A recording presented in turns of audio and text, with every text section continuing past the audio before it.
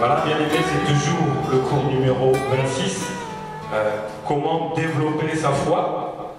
Alors, on va voir d'autres points qui sont aussi importants. Là, ça va être chaud pour toi.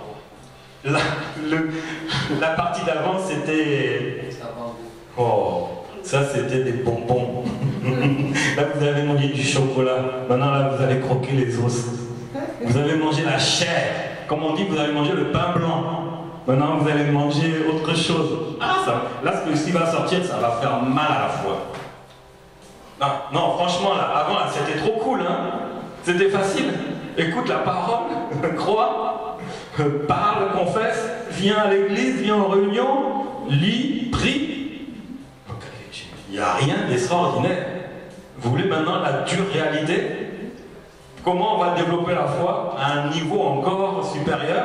Alors, comment développer sa foi? Allons-y, dans des choses qui sont un peu compliquées. Je vous écoute.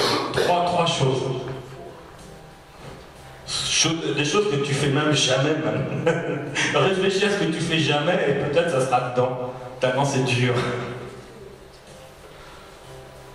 Alors je veux dire le premier, l'obéissance totale à la parole de Dieu. Totale. Ensuite, ne voyez pas faire les grandes œuvres. Ah, ça aussi, l'attaque. Ensuite, les miracles et les dons. Ah, c'est dur à croire ça. J'ai du mal à croire que j'ai des dons parce que je n'ose même pas, j'ai même pas la foi. J'ai la foi si je sais que Dieu m'a donné un don, mais je ne sais même pas comment servir. Et donc les miracles là, du coup, et ça c'est les choses réelles, dures. On va rentrer dedans pour que ta foi arrive à ce niveau-là. Tu veux que ta foi arrive à ce niveau-là? À faire des grandes œuvres, à obéir vraiment à la parole de Dieu, c'est-à-dire à ne pas mettre en doute les choses. Oui, mais Dieu a-t-il réellement dit cela? Non, Ève est finie. Dis Ève, c'est fini. Satan et Adam et Ève, là, c'est fini. C'est terminé. Là, on est dans l'obéissance totale à la parole de Dieu. Et les miracles, aïe, aïe, aïe. Alors, on va commencer. Obéissance à la parole de Dieu. Ou la mise en pratique de la nouvelle vie en Jésus-Christ. C'est-à-dire, mettons en pratique la nouvelle vie en Christ. Alors, l'obéissance. Luc 17, 1 à 6. Jésus dit à ses disciples, il est impossible qu'il n'arrive pas des scandales, mais malheur à celui par qui il en arrivera. Vous connaissez ça? Il vaudrait mieux pour lui qu'on lui mette à son cou une pierre de moulin et qu'on le jette dans la mer que s'il scandaliserait un de ses petits. Prenez garde à vous-même. Si ton frère a péché, reprends-le. Ça c'est facile, hein. Tu as péché, hein, c'est pas bien, hein. Ça c'est la foi, là, c'est encore là, on est facile. Et s'il se repent, pardonne-lui. Là c'est déjà plus dur de pardonner. Et s'il a péché contre toi 7 fois dans un jour, et que cette fois il revienne à toi en disant, je me repens, tu lui pardonneras. Déjà plus difficile. Les apôtres dirent au Seigneur, augmente-nous la foi. Parce que là déjà, pour les apôtres, c'était pas possible. Pardonner une fois, 7 fois. Non.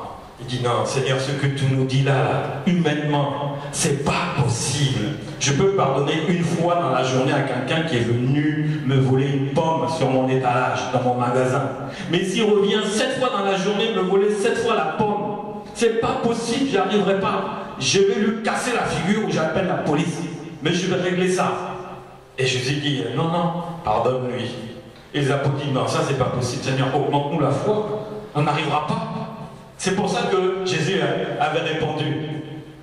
Et le Seigneur dit, si vous aviez la foi comme un grain de sénévé, vous diriez à ce sycomore, déracine-toi et plante-toi dans la mer et il vous obéirait.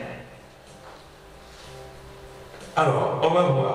Donc, Jésus a dit, dis à ce sycomore-là, déracine-toi, va dans la mer, et le sycomore, qu'est-ce qu'il va faire? Il va obéir à quoi? À la foi sur la parole. Comme le sycomore a obéi à notre parole de foi, supposons, tu le fais. Ton problème, il va obéir à la parole de ta foi.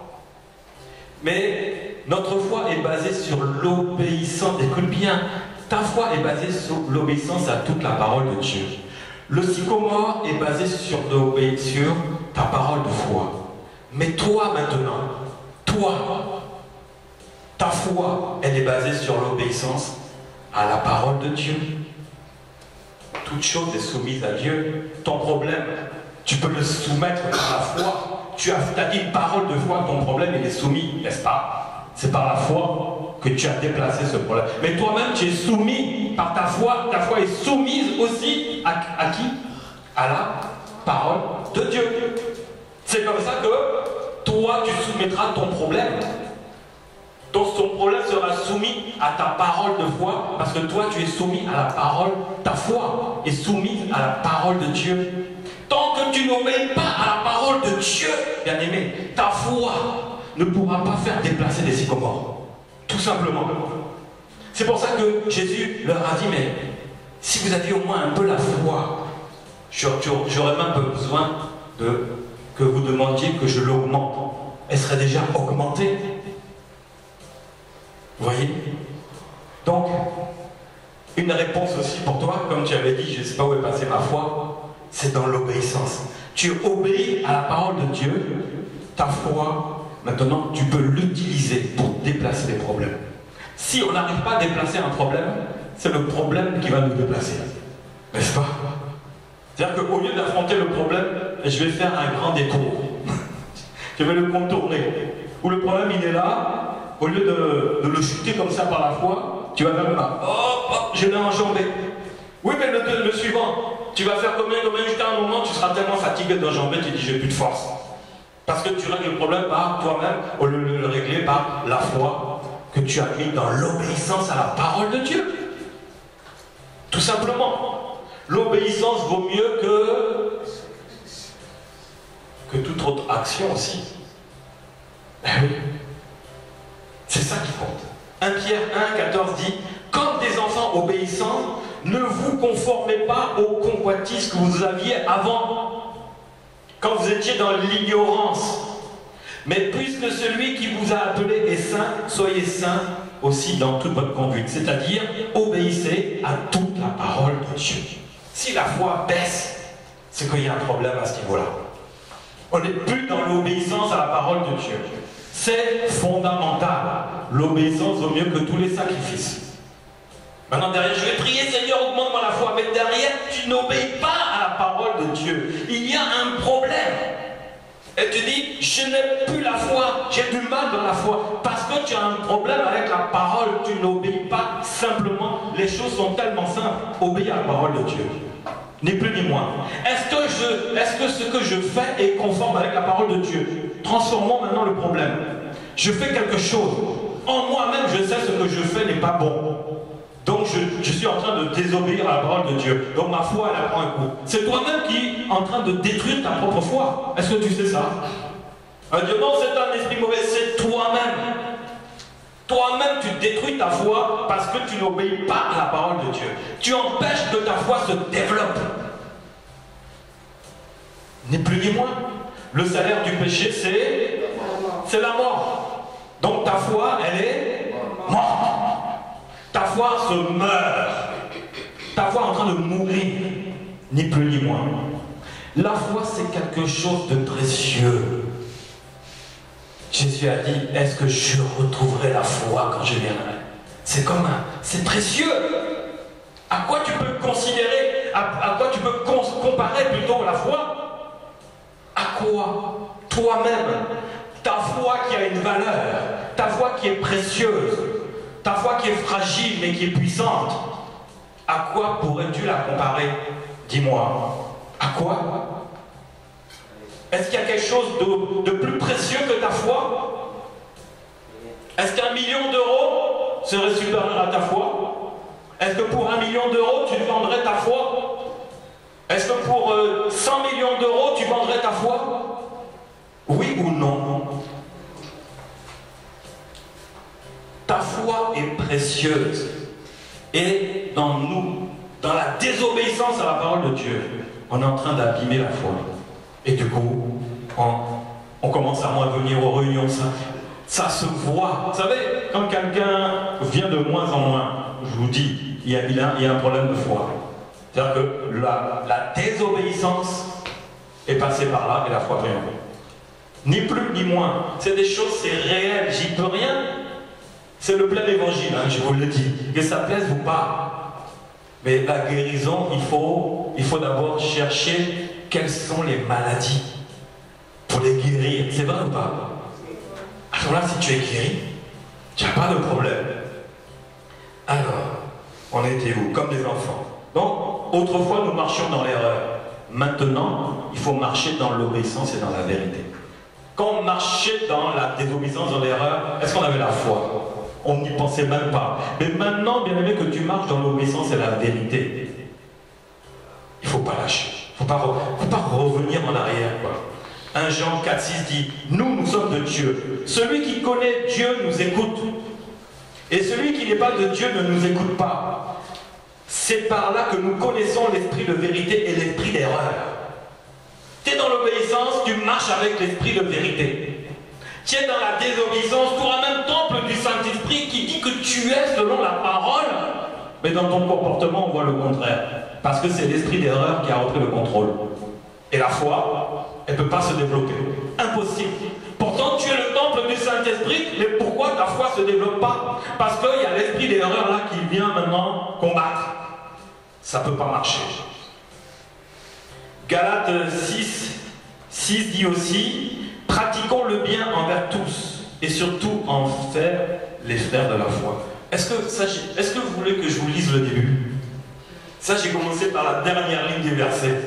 C'est Hébreux Galates 6 à 10. J'ai commencé par le verset 10. Pratiquons le bien envers tous, surtout envers les frères de la foi. Vous voulez que je vous lise ce qui est écrit avant? Oui. Ok. Celui à qui l'on enseigne la parole, fasse part de tous ses biens à celui qui l'enseigne. Boum. Boum. Je parle pas, on n'est pas dans les dîmes, les offrandes. Non.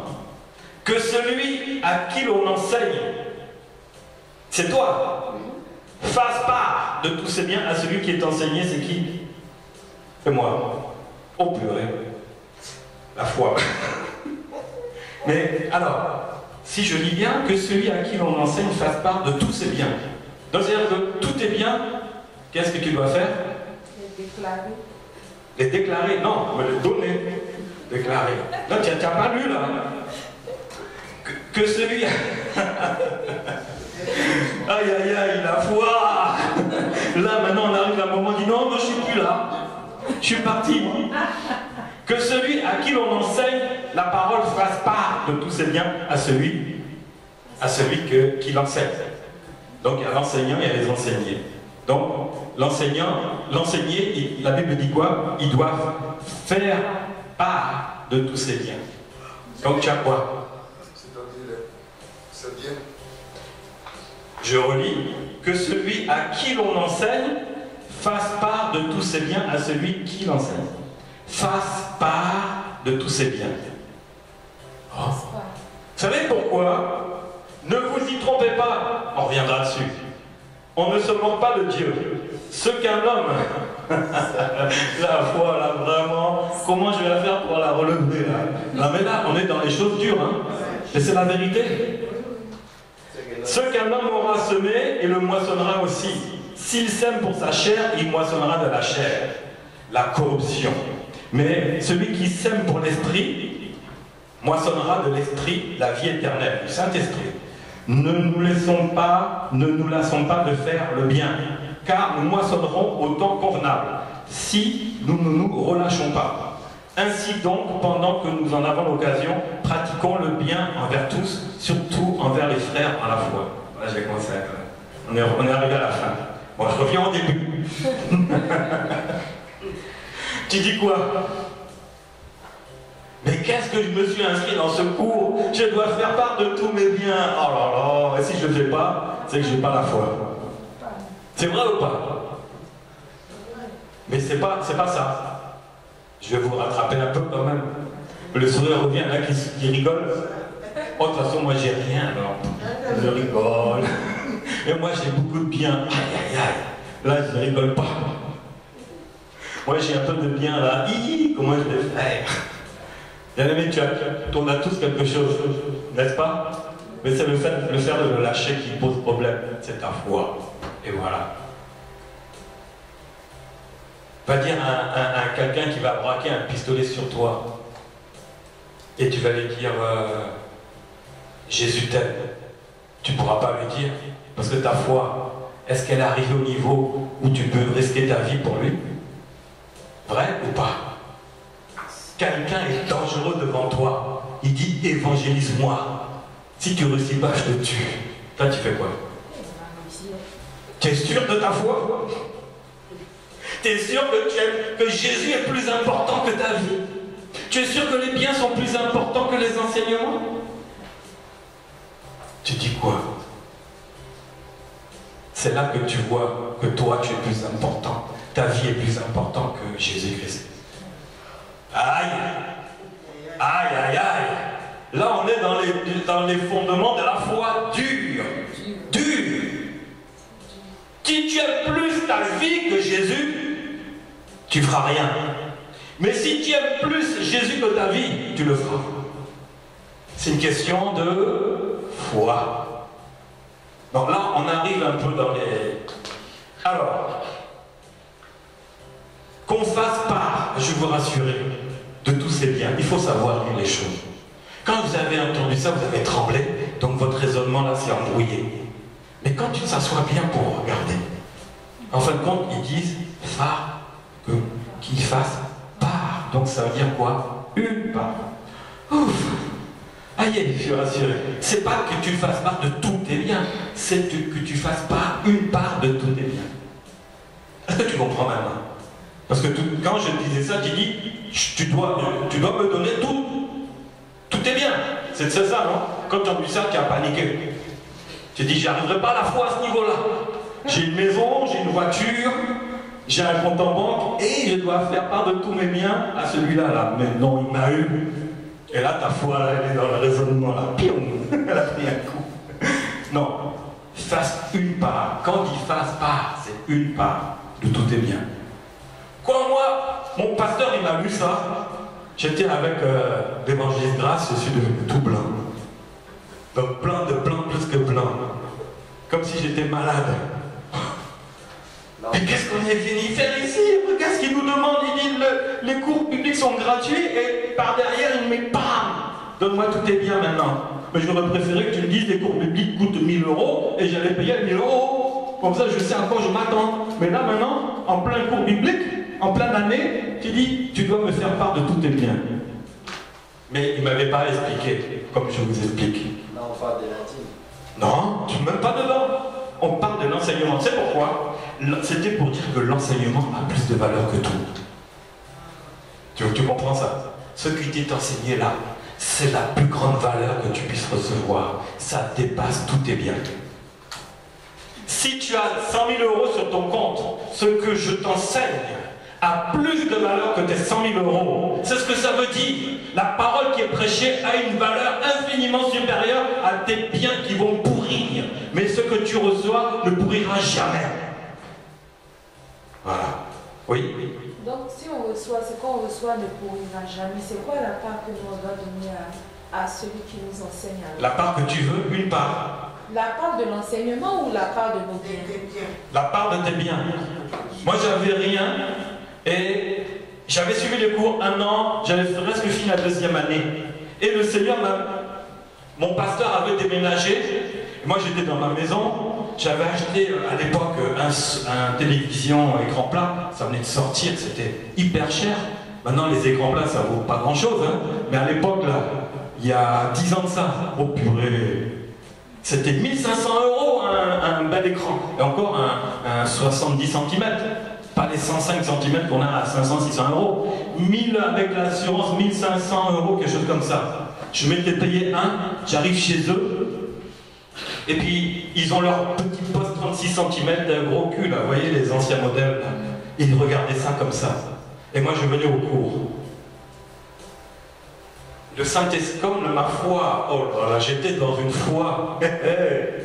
Et je suis parti au magasin où j'avais acheté mon premier téléviseur. Vous savez ce que j'ai fait? J'ai pris un crédit, j'ai acheté le deuxième et je lui ai amené. Mais ça m'a ouvert des portes spirituelles. J'ai jamais regretté ça. La manière dont ils m'ont béni et j'ai appliqué la parole. J'ai j'ai donné une part de mes biens.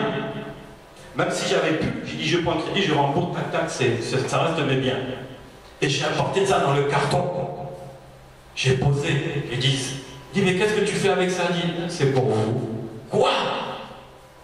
Comment quelqu'un peut mettre en pratique cette parole? Il n'en revenait pas parce que personne ne peut le faire. Mais la Bible dit ce sont les violents. C'est ce que j'ai dit au début, non? Là, on rentre dans la violence. Hein. Peut-être sur 20 étudiants, j'étais le seul à l'avoir fait.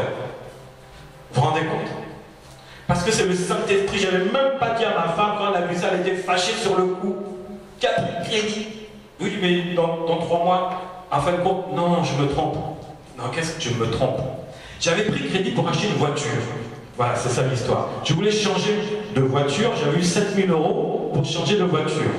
Et qui, bon, j'avais dit à la voiture, ça tournait bien, dit, oh allez, je prends 1500 €, je change la télé. Et puis j'attends un peu, je remets dedans et j'achète la voiture. Vous voyez un peu comment on peut faire. Hein? Il n'y avait pas d'urgence, j'avais dit à ma voiture, elle roulait bien. Et puis quand j'ai vu ça, la parole m'avait été donnée bien avant. Hein? Mais tout d'un coup, le Saint-Esprit, la Bible dit que le Saint-Esprit nous rappellera et nous enseignera la parole de Christ. C'est ressorti. J'ai pris dans l'argent du crédit pour la voiture et je suis allé porter ça. Vous savez ce qui s'est passé? J'ai jamais acheté la voiture, j'ai gardé l'autre. J'ai pas eu besoin. Il y a des choses qu'on veut faire qui sont inutiles. Tu veux changer de voiture, pourquoi? Parce que ta voiture n'est pas en panne, tu en as marre. Tu vas être à la page, donc tu vas dépenser. Tu as un frigo qui marche bien, tu as une télé qui marche bien, tu as un téléphone qui marche bien, mais tu vas être à la page. Tu vas avoir le dernier modèle parce que ton ami, quand tu vas chez lui, il a le dernier écran plat, 160 cm, et toi tu as un 70 cm, il marche très bien. Tout d'un coup, cet écran que tu trouvais magnifique, tu le trouves nul. On marche par la vue et non par la foi. Ou c'est le contraire, c'est quoi? On marche par la foi. Et alors, qu'est-ce qu'on fait? On finit par marcher par la vue.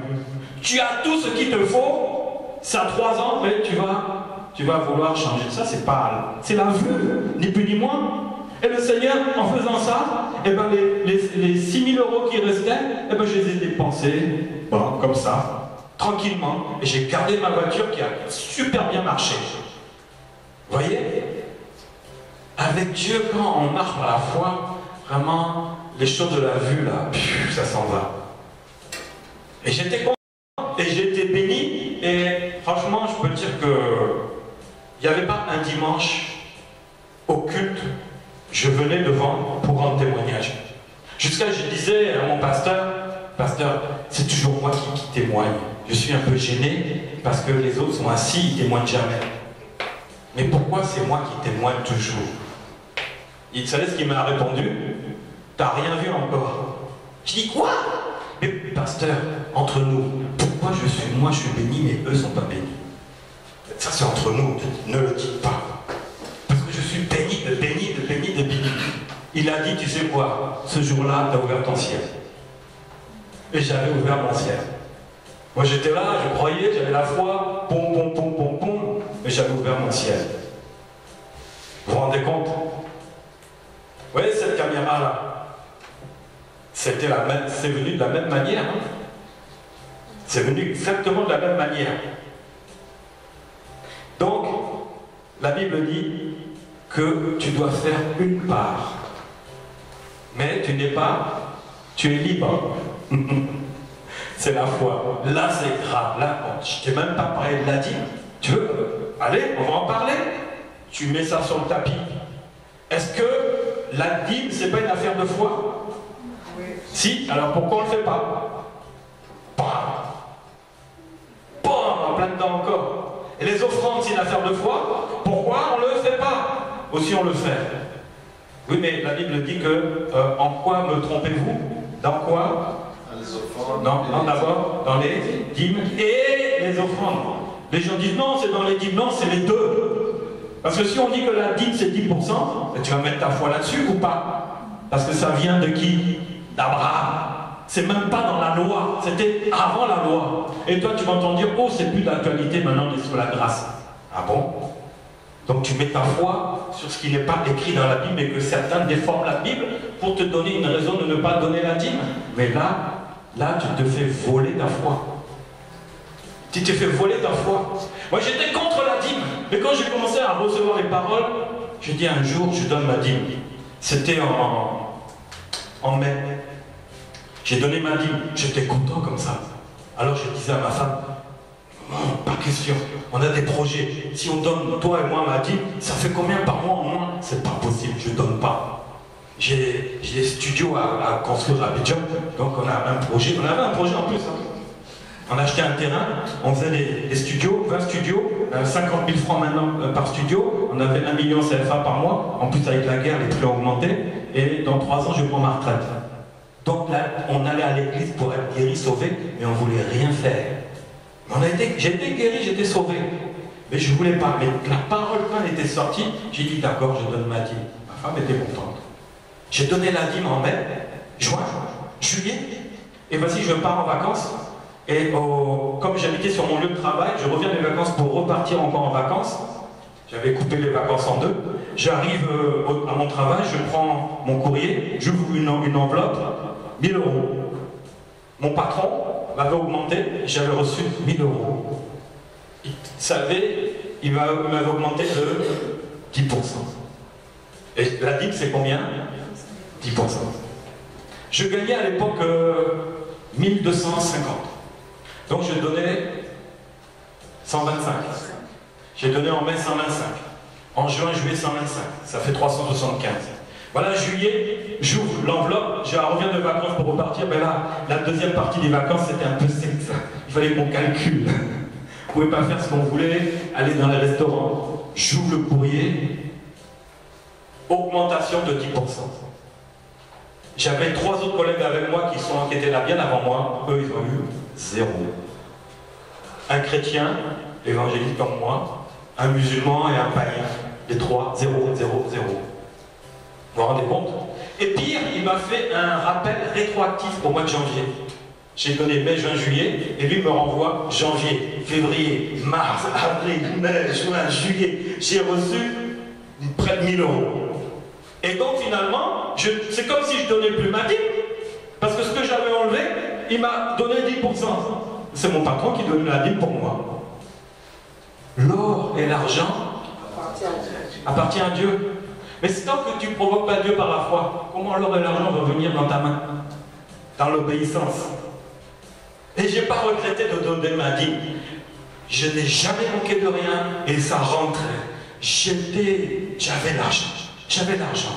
Jusqu'à, Dieu m'a dit, c'est bien que tu donnes ta dîme et tes offrandes. En quoi me trompez-vous? Tu as dit, dans les dîmes et les offrandes. Moi je donne ma dîme et c'est tranquille. Seigneur, merci, j'ai mis ma foi en pratique. Je donne ma dîme, c'est pas tout le monde. Il y a très peu qui donnent. Et moi, Seigneur, regarde, je suis un grand par la foi. Tu commences à être fier de donner la dîme et les autres, ils n'ont pas de foi. Tu les regardes là, ça c'est des petits ça. Et l'orgueil commence à rentrer comme ça. Mais la Bible dit que, en quoi me trompez-vous? Dans les dîmes et les offrandes. La dîme, c'est une loi qui dit 10%, mais l'offrande, elle vient du cœur. Tandis que la dîme vient d'un papier qui est dans la Bible, c'est vrai, d'une loi. Mais le plus important, c'est les offrandes. Le Seigneur me dit, mais tu donnes 1 € à chaque fois parce que tu as donné ta dîme. Donc dans les offrandes, là, tu donnes vraiment les pièces comme on donne ça à un garçon de café dans un bar. Et là, le Seigneur me dit, si tes offrandes dépassent ta dîme, tu vas voir. Alors là, j'ai mis en pratique. Mes offrandes dépassaient ma dîme. C'est-à-dire, je donnais ma dîme et mes offrandes étaient supérieures ou égales à ma dîme. Vous ne pouvez même pas imaginer ce qui s'est passé. Mon salaire, je n'y touchais même plus. Les gens venaient me voir. Petit boulot, petit tac, tac, tac, tac. Je disais le prix, 300 €, 200, 400, 500. J'avais de l'argent jusqu'à, je faisais des aumônes. Je sortais au moins 500 € pour le Seigneur par mois. Moi qui avais du mal à sortir 125 €, j'étais en train de sortir l'argent. Quand j'allais à Western Union, je déposais 500 €. J'étais tellement saisi du Saint-Esprit que je ne voyais plus rien. J'étais ému. Non, le Seigneur me saisissait quand j'allais mettre 300, 200 € ou 500 €. J'envoyais un pasteur en Côte d'Ivoire, alors que mon église, je donnais ma dîme. Et mon pasteur n'était pas content parce qu'il touchait il recevait que 125 €. Et moi, je lui disais, j'envoie 300 € en Côte d'Ivoire. Il dit, comment? Envoie aussi. Moi, je préfère tes offrandes que la dîme, du coup. Mais, vous voyez, bien aimé, on va dire que les pasteurs courent après les dîmes. Mais s'ils savaient que celui qui a une foi et qui met en pratique, est-ce que vous pouvez écouter? Parce que là, on vous regarde, on ne me regarde plus là. Les problèmes après. Mets ta foi dessus. Donc, le pasteur était jaloux parce que j'envoyais 300 € à l'autre pasteur. Et lui, il avait la dîme 125 €. Il dit, donne-moi ça aussi. Je dis, non. Moi, je donne ma dîme dans l'église. Je fais des offrandes aussi. Donc, je donne 250 € dans l'église. Et je m'en vais donner 300, 500 € chaque mois à un pasteur qui est en Côte d'Ivoire qui a des problèmes. Il n'était pas content. Mais moi, franchement, j'étais béni de béni. Ça... Pourquoi? J'ai fait les choses par la foi. Au début, je raisonnais. Mais quand le Saint-Esprit a commencé à agir, j'ai dit, ok, je vais faire ça. Ok, je ne bois plus d'alcool. J'ai commencé à obéir à la parole. Je n'ai pas discuté. Il y en a qui disent, bon, on peut boire de l'alcool. Bon, mon pasteur, il disait, discute. Parce qu'il dit, mais moi, je boirais bien une bière, pour le temps, je bois un coca. Même il y avait un mariage chrétien, il y avait un peu d'alcool. Il venait avec les boissons. Pasteur, tu prends quoi? Un coca. Et toi? Ah, moi, par respect, je vais prendre un coca, mais je prendrais bien une bière, parce que la Bible ne dit pas de ne pas boire de bière. Et je le provoquais comme ça. Mais quand le Saint-Esprit, c'est le Saint-Esprit, ni plus ni moins, va pas chercher ailleurs.